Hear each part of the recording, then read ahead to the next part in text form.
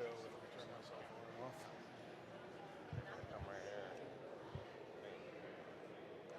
Hello, ladies and gentlemen. Thank you for attending the National World War II Museum's 2023 Pearl Harbor Commemorative Ceremony presented by Bank of America. We are going to begin momentarily, so I'd like to ask you to please politely end your conversations and find your seats and your cell phones. Thank you very much.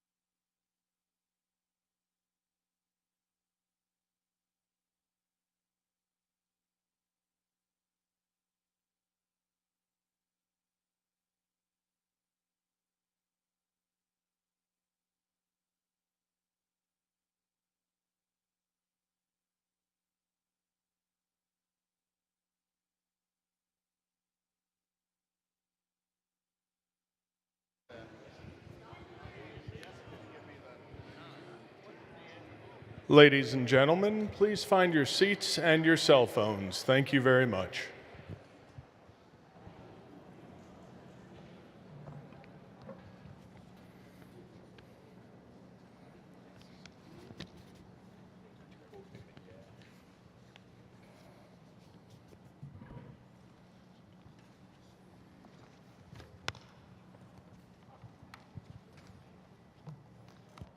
Please come on in, have a seat.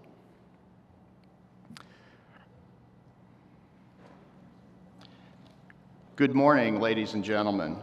And welcome to the National World War II Museum's annual commemoration of the attack on Pearl Harbor on December 7th, 1941. I'm Pete Crane, and honored to be the museum's Vice President of Education and Access. It's my pleasure to serve as your Master of Ceremonies this morning.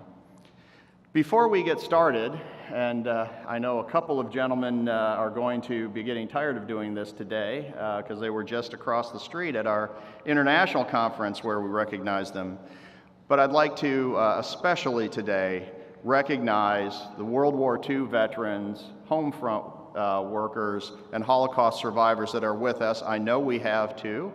So if you are a World War II veteran, Holocaust survivor, or home front worker, please rise or wave to be recognized.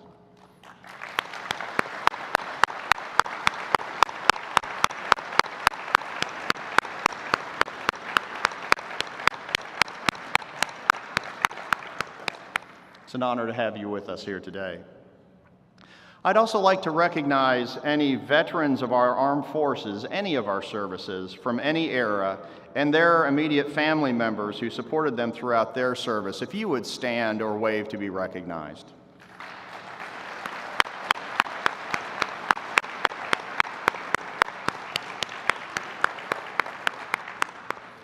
Thanks to you all. Now to start our program, please rise as you are able and remain standing throughout the presentation of the colors by the Louisiana National Guard Color Guard and the national anthem performed by the museum's own Victory Bells. Color Sergeant, present the colors.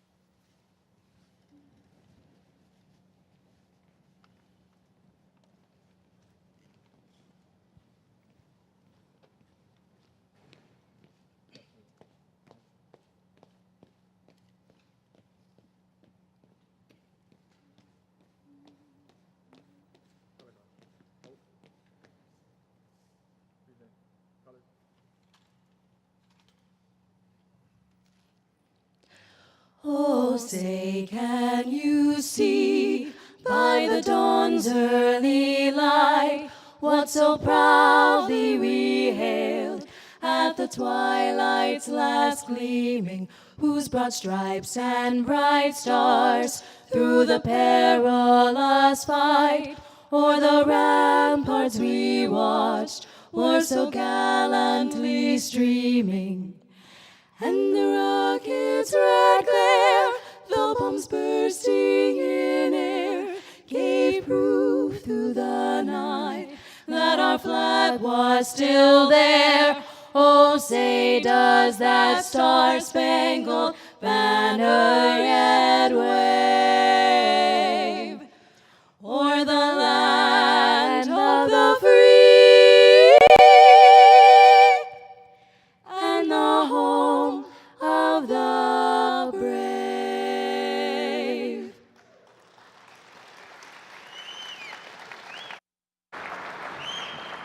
Retire the colors.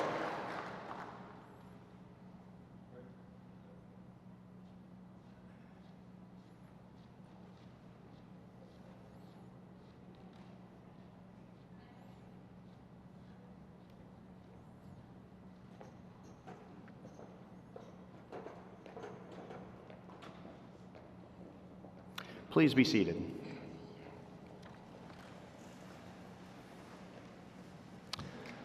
On a quiet Sunday morning, 82 years ago, soldiers, sailors, and Marines went about their business as the day got started.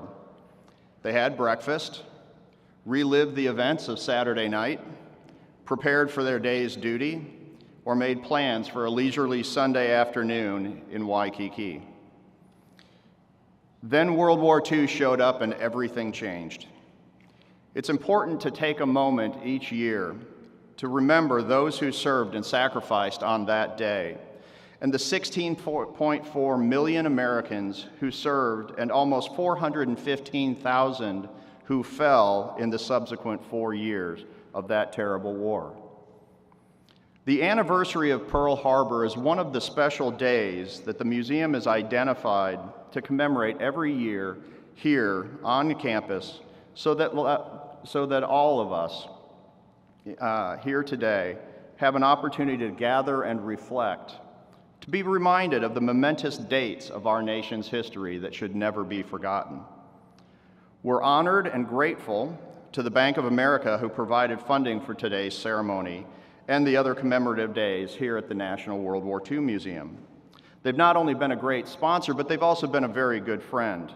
So with us today is Holly Popham, Senior Vice President and Market Executive for Bank of America in New Orleans and Baton Rouge. So please join me in welcoming Holly to the stage.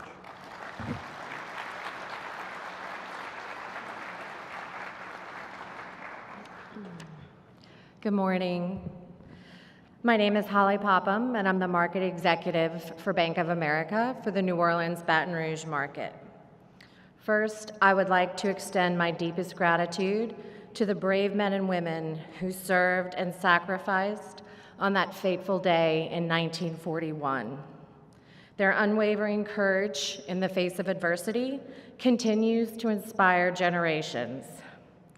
I am also honored and humbled to be in the presence of World War II veterans today and those who are watching. Thank you so much for your service.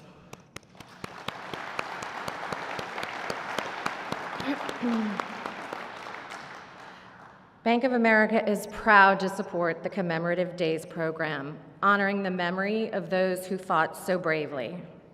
As we remember the events of Pearl Harbor, we recognize the importance of preserving and sharing these stories with future generations. Our commitment to supporting initiatives like this aligns with Bank of America's broader dedication to honoring veterans, fostering education, and preserving our nation's history. Pearl Harbor serves as a reminder of the sacrifices made for freedom and the importance of unity in our world. Bank of America is equally proud to partner with the National World War II Museum in recognizing the sacrifices of the past and ensuring that the valuable lessons learned endure for generations to come. Thank you so much for being here today, and may we always remember and honor the brave heroes of Pearl Harbor. Thank you very much.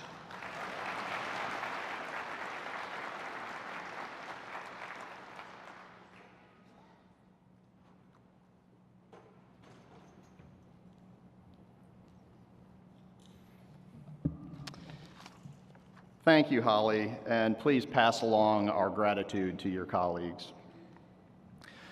To provide an overview on the events of Pearl Harbor, it's my pleasure to introduce Dr. Mike Bell, the Executive Director of the Jenny Craig Institute for the Study of War and Democracy here at the National World War II Museum. Mike has now been at the museum for a couple of years, coming to us after 40 years of dedicated service to our nation. He served 30 years in uniform, retiring as a colonel from the U.S. Army, followed by 10 years of civilian duty in our national defense. Being a West Point graduate, son-in-law, husband, and as of this summer, father of other West Point graduates, we all know who he's going to be cheering for in the Army-Navy game on Saturday. As the director of the Jenny Craig Institute of the Study of War and Democracy, Dr. Bell has played a critical role in the development and in the opening of the museum's brand new Liberation Pavilion.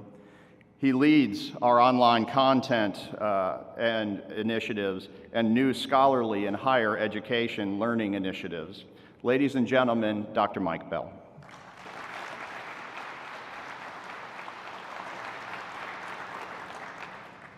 Thanks, Pete. I confess we cheer for Navy, but only 363 days a year, not when they play Army. So, today is the 82nd anniversary of the Japanese attack on Pearl Harbor, the formal entry of the United States into World War II. It was a day that changed the war from what had been considered a distinct European war and a Pacific war into a world war, and a war that changed America and a war that changed the world. Now, there's three themes I'd like to briefly highlight as we commemorate this event. These themes are surprise, loss, and resolve. And so I'm going to start first with surprise. Surprise is one of the principles of war we learned as cadets when we studied the history of the military art. But we think of that surprise. I'd like to start with the story of an Army captain, Aubrey Red Newman, as a company commander in the 34th Infantry Regiment, 24th Division on Oahu. On the morning of December 7th, he looks out his front door of his quarters at Schofield to see Japanese aircraft attacking Wheeler Field. Now imagine his shock. Now the rest of the story, the night of December 6th was Red Newman's first night at home.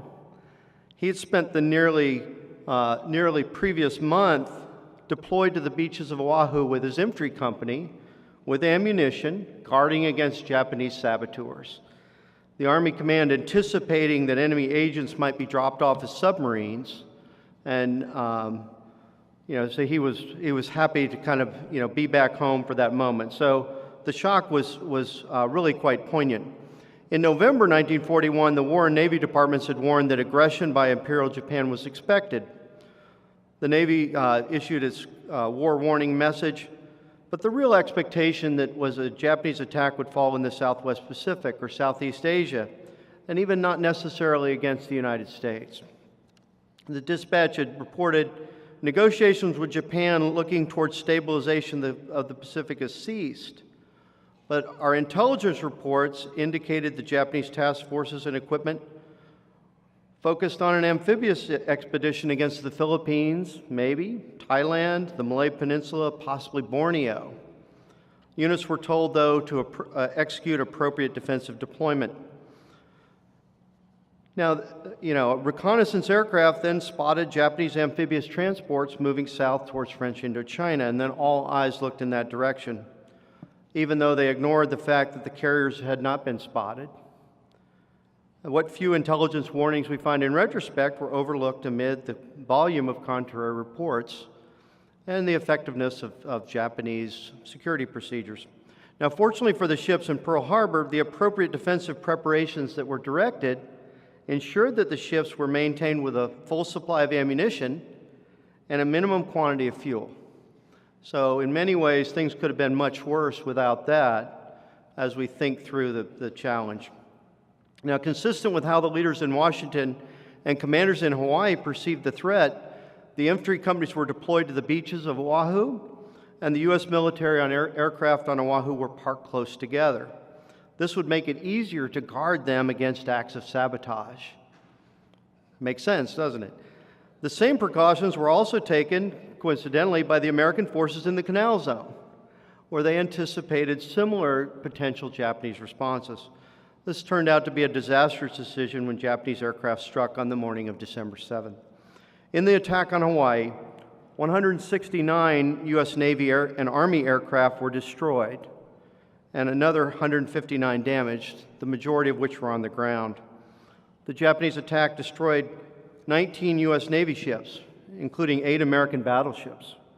In the attack, more than 2,400 U.S. personnel were killed, including 68 civilians. Nearly 1,200 more Americans were wounded, many quite seriously. Within hours, Japanese forces, though, also attacked American forces at Midway, Wake Island, the Philippines.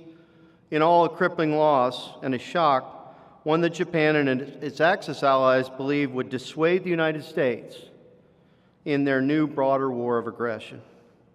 Now, adding to the sense of American shock was the fact that Japan had not cut off diplomatic relations with the United States prior to the attack.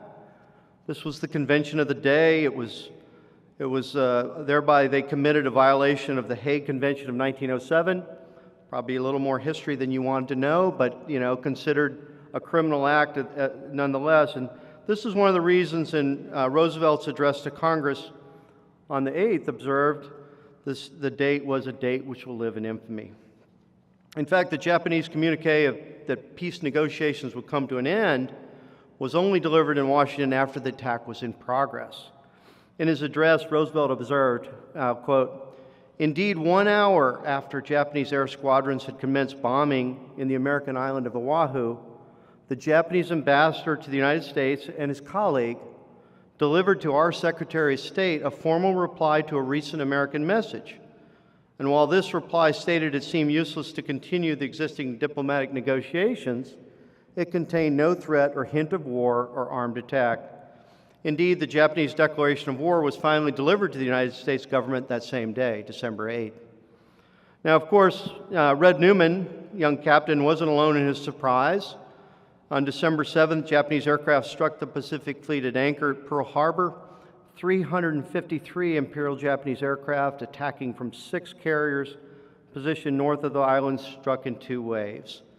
And the first wave hit that morning at 7:48 a.m. Now, in this story of surprise and loss, it's followed by resolve. In the face of the Japanese attacks, surviving American sailors, Marines, soldiers, and Coast Guardsmen demonstrated what one citation termed, quote, exceptional courage, presence of mind, and devotion to duty and disregard for personal safety. On Battleship Row, it had started as a quiet morning. On board the battleship Oklahoma, the ship's chaplain, Father Aloysius Schmidt from Dubuque, Iowa, was just finishing the 7 o'clock Mass in the crew's recreation room when the first wave struck. Oklahoma was immediately hit with 4 torpedoes in the side, and then more struck. The ship listed heavily, and the acting captain quickly gave the order to abandon ship.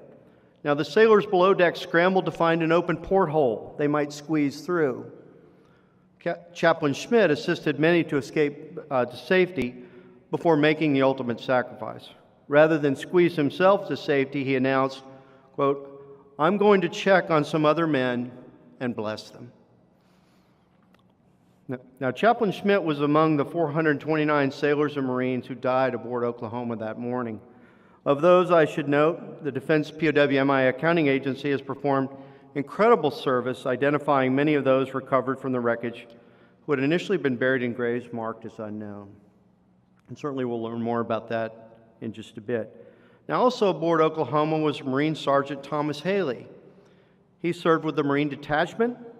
When the battleship capsized, Sergeant Haley swam to the nearby battleship Maryland, assisting with the rescue of his crewmates at first, and then as Japanese planes continued the attack, on his own initiative, he manned an anti-aircraft gun.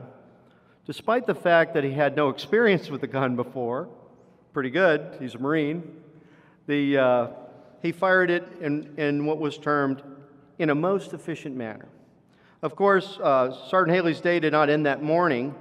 Later, armed with a rifle and wearing only his underwear, the sergeant volunteered to go up in an aircraft in a 5-hour scouting mission that was deemed urgent to try to confirm the stream of wild reports of Japanese amphibious attacks and parachute assaults that continued throughout the day. Now, within minutes of the attack starting that morning, the battleship Arizona exploded after an armor-piercing bomb struck the ship's forward magazine. 1,177 officers and crewmen were killed. Out of the battleship's Marine detachment of 82 men, only 3 officers and 12 enlisted Marines survived that day. Now, this town's namesake, the cruiser New Orleans, had its engines under repair and was taking power from the dock when the attack came. Most of the crew were ashore on liberty. The power was soon cut. On deck, the crew fired their rifles and pistols, and soon, when they determined the keys couldn't be found, they broke the locks in the ammunition-ready boxes. Without power, they operated the anti-aircraft guns manually. Now, working by flashlight below decks, the crew attempted to raise steam. In the forward engine room, machinist mate first class William Zacco recorded, quote, "Our anti-aircraft guns are yammering, and every so often a bomb strikes so close as to rock this ship. Again, a bomb." He added, "We are fighting back with as much as possible because we have no power to load our guns, no circuits to fire them. It is all being done by hand." So incredible adaptability. Zacco added, "They really caught us sleeping this time. For being a ship in a Navy yard for overhaul, we're putting up a good fight." Now, on deck, the ship's chaplain, Lieutenant Howell Forgey, circulated among the ammo handlers, because it all done manually, patting them on the back and shouting, "Praise the Lord and pass the ammunition." At the hospital in Pearl Harbor, meanwhile, Lieutenant Commander Paul Spangler was serving as chief of surgery. A couple days later, he reported, "I spent the next 72 hours in 4-hour shifts at the operating table.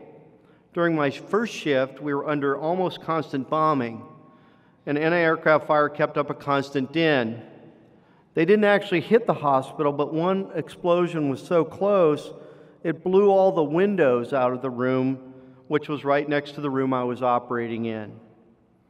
Of the casualties," he noted, "those poor devils brought in all shot up and burned, many of them hopeless." Now, to the Coasties, Coast Guard Lieutenant Frank Erickson had been the aviation officer on the cutter Taney. The Taney was moored in Honolulu, but he was detailed with his aircraft to Ford Island. During the attacks, he assumed duties manning the Ford Field Control Tower, but also took charge of a battery of machine guns positioned on the control tower roof.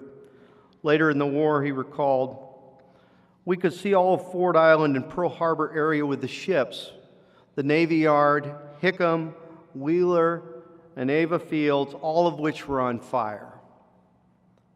Practically all of our combat planes were already lost on the ground. Most of our battleships moored along Ford Island were listing badly. The Oklahoma had already capsized. In the Pearl City Channel, the Utah also had disappeared from sight. The Japanese kept up a heavy pounding for about an hour, and then the bombing stopped. We had practically nothing left but utility planes to put in the air. They were armed with only Springfields, Tommy guns." Of course, in one of those flights that took to the air was resolute Americans such as Sergeant Haley in his underwear and his rifle as they went off on reconnaissance. Now, Japanese planes also struck the Marine Corps Air Station at Iwo on Oahu about 2 minutes before they struck the U.S. Pacific Fleet. The squadron there lost nearly all of its Grumman Wildcats and dive bombers in the first wave of Japanese attacks. But the loss was important, but what they did about it was significant. Rallying at what seemed to be insurmountable odds, the Marines stripped machine guns from the smoldering wreckage of their planes, and they fought back. The report noted, "Practically to the last man, every Marine at the base met the attack with whatever weapon there was at hand or that he could commandeer or improvise." Army Air Force Second Lieutenants George Welsh and Kenneth Taylor, they didn't have a quiet night. They were still in their formal dress mess uniforms when the attack came. Welch and Taylor had been at a Christmas dinner and dance at a hotel rooftop in Waikiki, and that, of course, turned into an all-night poker party. As they returned bleary-eyed during the attack on Wheeler Field, they then quickly raced to a fighter strip on the northern edge of Oahu. Both managed to get their Curtiss P-40 Tomahawks in the air and scored several victories against the Japanese. The resolve those Americans showed on December 7th continued throughout the war. It wasn't just that day, both in forward theaters and at home. Later promoted to major, Army Air Corps pilot George Welsh went on to fly 348 combat missions in the war and was credited with 16 confirmed victories. Captain Red Newman served throughout the Pacific War as well, ultimately promoted. When his soldiers in the 24th Division overran the Japanese air base at Hollandia, New Guinea, he felt some sense of revenge for December 7th. In the American return to the Philippines, then Colonel Red Newman rallied his troops on Red Beach at Leyte, becoming an icon for American infantrymen ever since with his battlefield cry, "Follow me." The cruiser New Orleans, meanwhile, nicknamed N.O. Boat by the crew, had a distinguished record as well. Even before her engines were fully repaired, she was at sea convoying troops.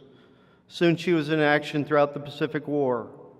Coral Sea, Midway, Tassafaronga, Kwajalein, Philippine Sea, Iwo Jima, Hollandia, Leyte, Okinawa, receiving 17 battle stars for her wartime service, making the cruiser one of the most decorated American ships of the Second World War.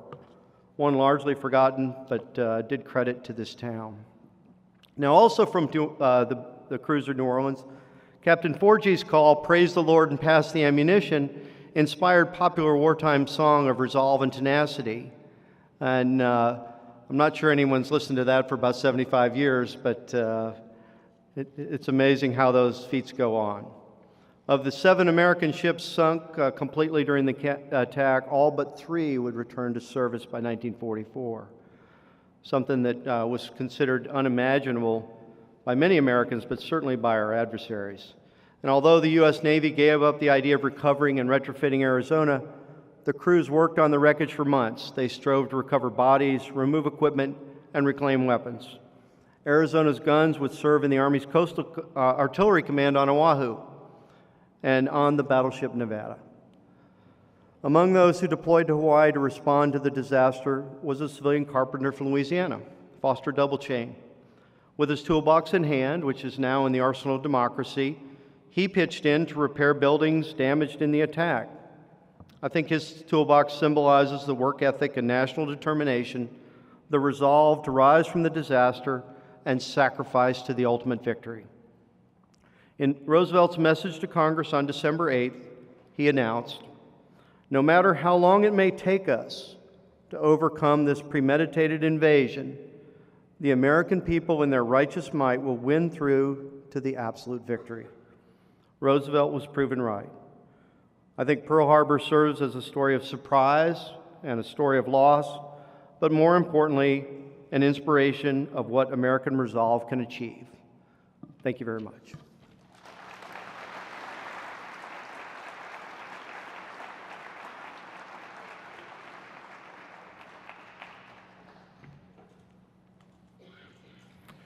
Thank you, Dr. Bell. As Mike said, it's appropriate that today of all days, we stop to think about those who fell at Pearl Harbor 82 years ago today. Despite fighting and dying on U.S. soil, the attack resulted in hundreds of service members who were missing in action. Having been killed on ships, unable to be identified, they remained nameless and buried in common graves. We're thankful to have a representative of the Defense Agency responsible for their identification and the identification of missing service members from all of America's wars. Since 2017, one of the most important but least known missions of the museum has been to serve as a research partner for the Defense POW and MIA accounting agency. DPAA, as they're known, investigates, researches, searches for, and hopefully recovers America's missing and lost service members. Over 72,000 service members remain missing or unaccounted for from World War II. Today, it's our honor to have Rocky Gillette, the Acting Director of Partnership and Innovation Directorate for the DPAA, with us here today. He's responsible for overseeing the public and private and other relationships with non-governmental organizations to advance the Defense Department's accounting mission. Ladies and gentlemen, please join me in welcoming Rocky Gillette to the stage.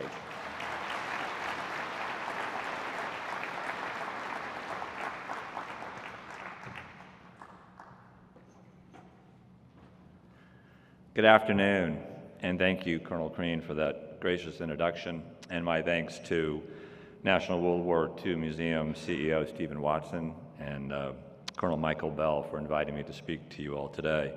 It is really a pleasure to be here in New Orleans, back here in New Orleans, a city that is very close to my heart. My 101-year-old mother, Dixie, was born and raised here. She also met my dad here. He was then a dashing young naval aviator in training. She really embodies what this city is all about. She's lived life to its fullest. She enjoyed good food, good friends, and she knows how to make a mean Sazerac. Try one of those while you're here. I went to Tulane Law School myself and somehow graduated. This is a fun city. I will note that after marrying my mom, my father left to command a PBY bomber squadron in the Pacific. He actually crash-landed at the very end of the war in the ocean. Luckily, he survived and was rescued after a couple days on a life raft. He used to tell me that they were beating the sharks off with their oars of their life raft. But so many others didn't return home. And I am so humbled to be part of the effort to find and account for those heroes who are still missing. So today I'm here as the Director of Partnerships and Innovation for the Defense POW MIA Accounting Agency, or DPAA. We love our acronyms in the DoD.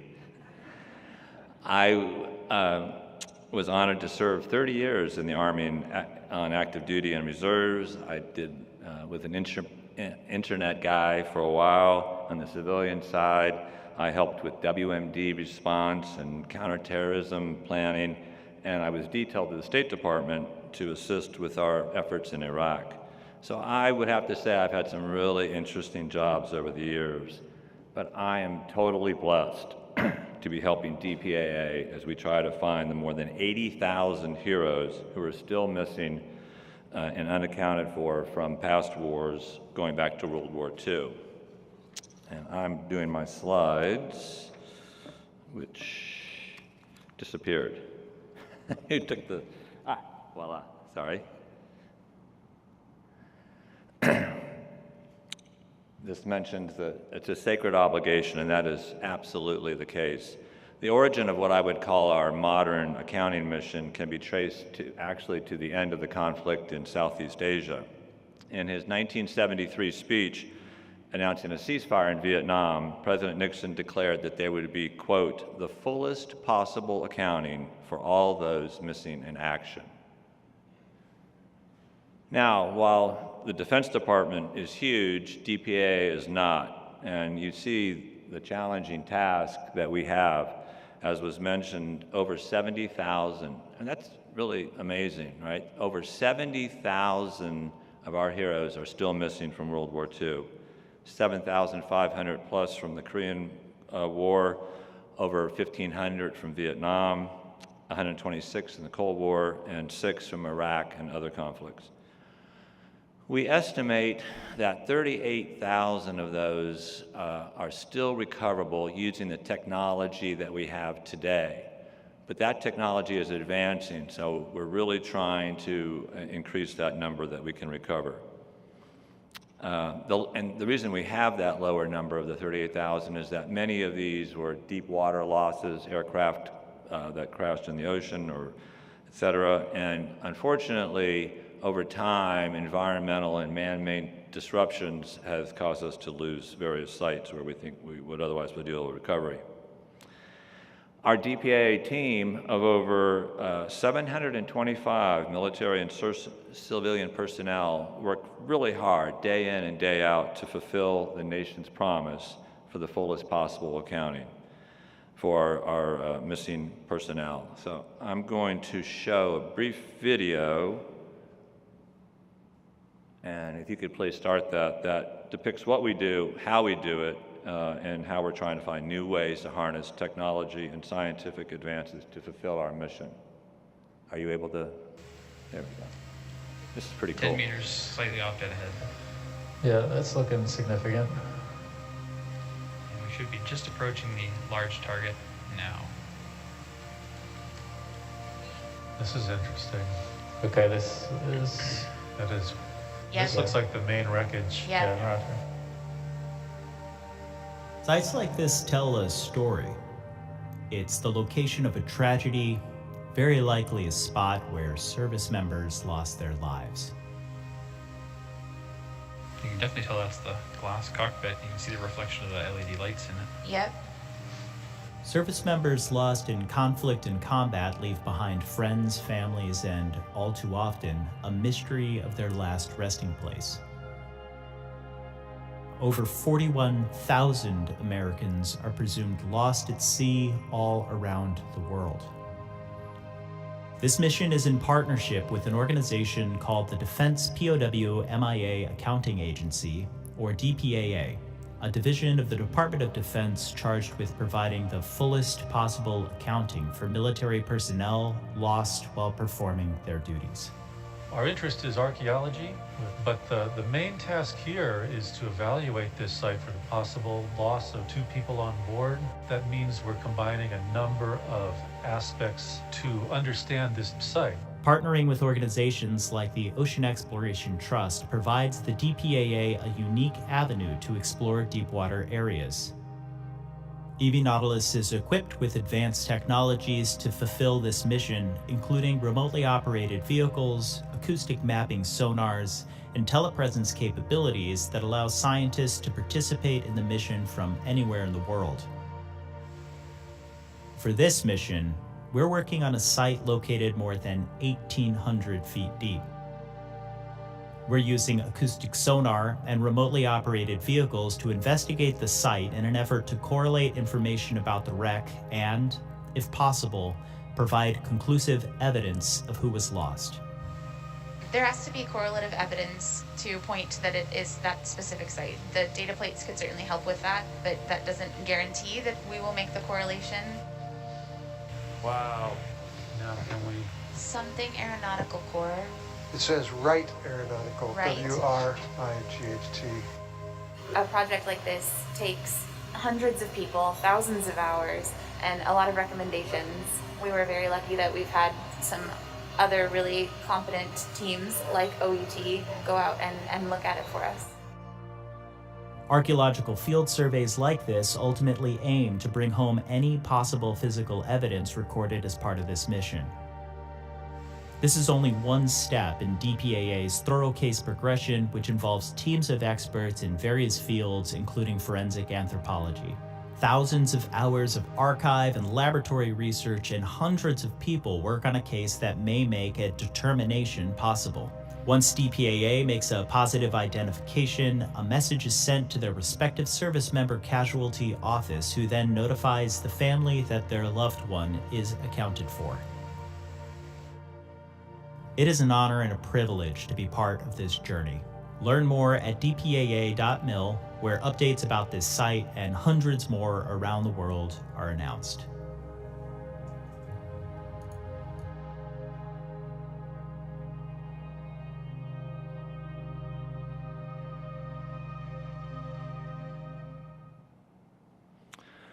So as this really cool video noted, there are three main components to what we do.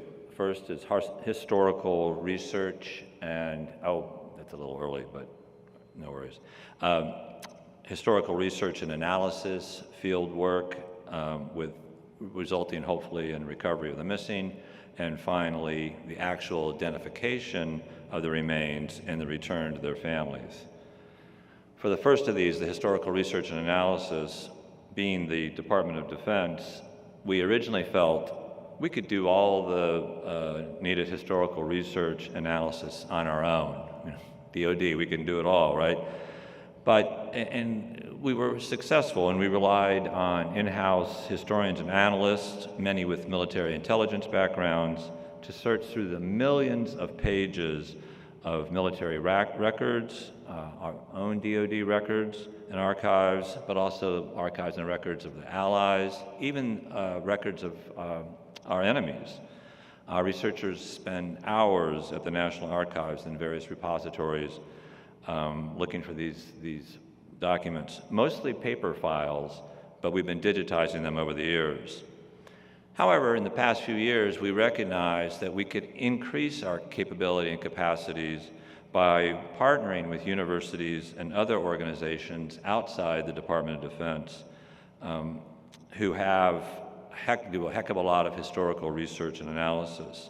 And they have excellent historians, and they often offer new ideas of how to better research records digitally, using the latest in machine learning and data analytics. And yes, we're looking at AI to help us with this tremendous research effort.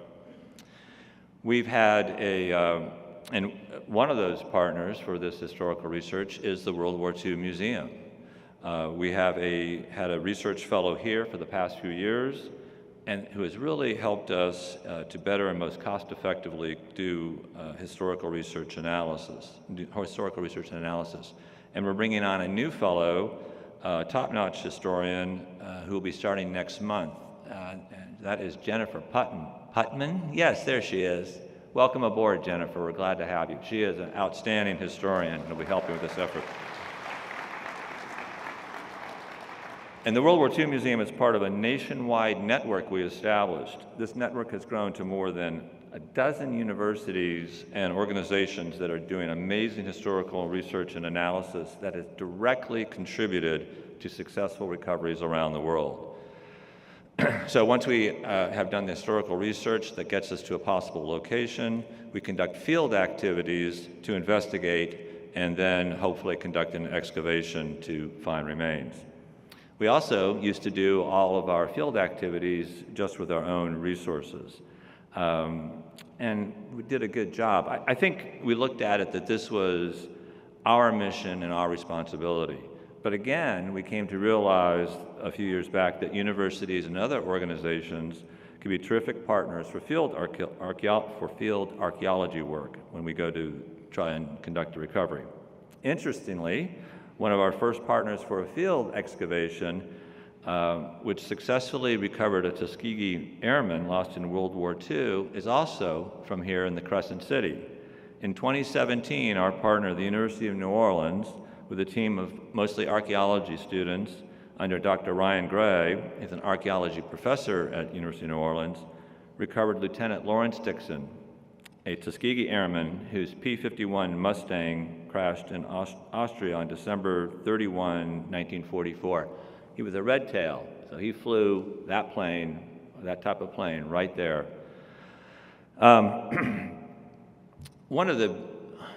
There's so many amazing things about my job, and I mentioned I'm blessed to do it, but one of the unintended consequences that's come out of partnering is that we are bringing younger folks to these projects, and in the course of that, they are learning about the ultimate sacrifice paid by our heroes to protect democracy and their way of life.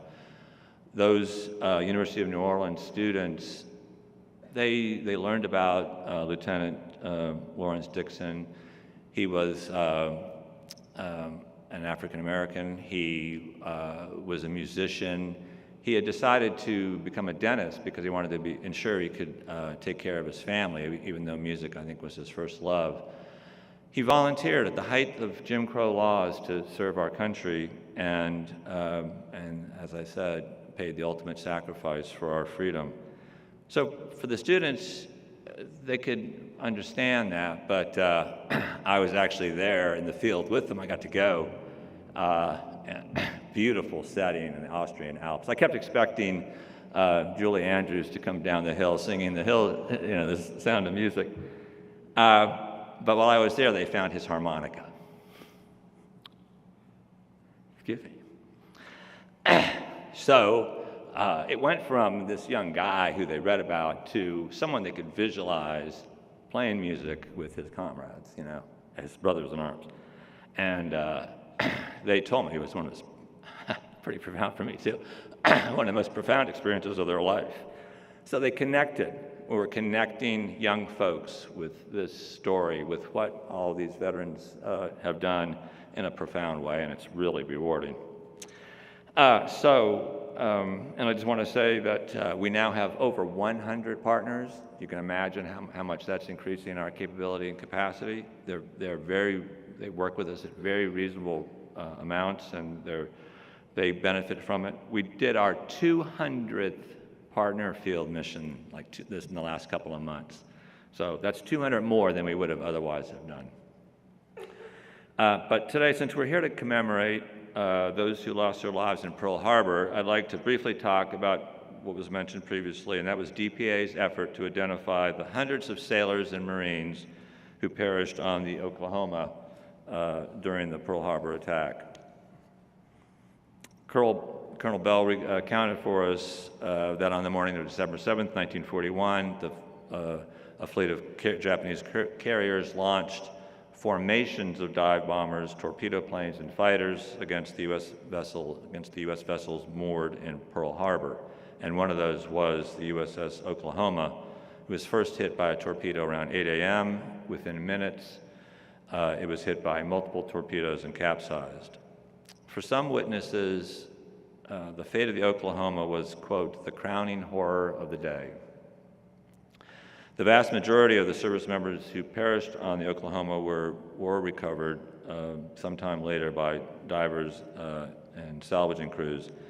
And that resulted in a total of 52 group burials of commingled remains representing approximately 400 individuals. We just didn't have the resources to do more than inter them in these group burials at the time. But in September of 1947, the remains of the casualties in Oklahoma were disinterred and transferred to our Central Identification Laboratory, or SIL acronym, at Schofield Barracks in Hawaii. And the SIL tried mightily to try and make as many identifications as possible. But in 1947, we just didn't have the technology and resources that we have today. So only 35 men were identified from that activity. Over the years, family members and researchers kept kind of understandably asked the Defense Department to relook at this and to try to make more identifications using modern technology. So in 2015, the Deputy Secretary of Defense agreed and directed that they be directed the disinterment of those unknown remains from the Oklahoma.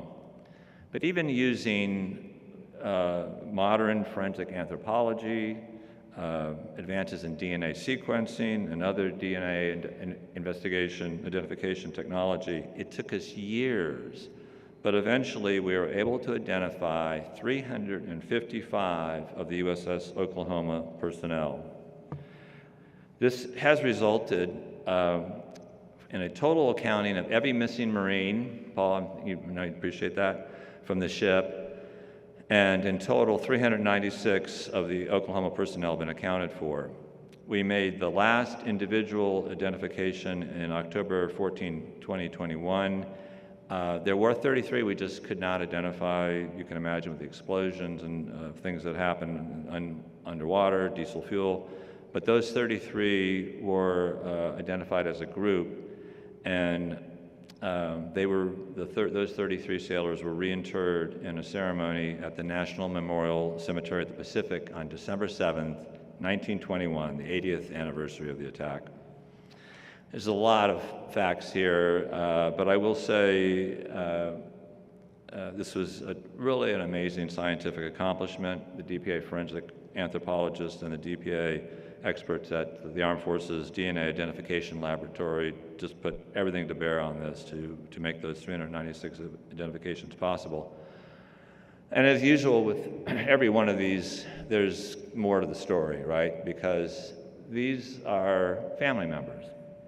And I just happened to be driving one morning about the time, it must have been 2015, when they were really pushing to disinter and try and identify these individuals. And there was a report on NPR about this, and they interviewed a great nephew of one of the sailors who had been on the Okinawa. And they asked him, well, you know, your great uncle is buried as an unknown. You know where he is. And he said, for my family, for my great aunt, for his brothers, for generations, he wasn't an unknown. He was Uncle Tim. And we want him in the family plot with a tombstone with his name. It's like, wow, I am so blessed to be doing this work. So, and we did find him, and we brought him home. So, again, thank you to the museum for allowing me to share what we are doing at DPAA, what we are doing as a nation, because this is all of us, we represent you too when we do this work, and helping us to fulfill our commitment to the missing and their families to ensure we provide for that fullest possible accounting. Thank you.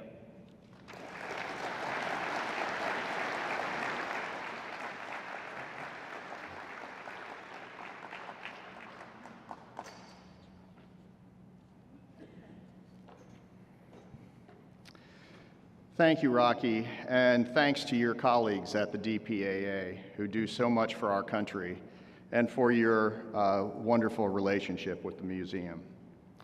Rocky mentioned them, but I'd like to also call out Dr. Jennifer Putnam, who joined us last month to help continue our partnership and continue this very important mission, and also Dr. Jason Dawsey, who served as the museum's very first DPAA resident fellow. So thanks to them and thanks to this ongoing relationship.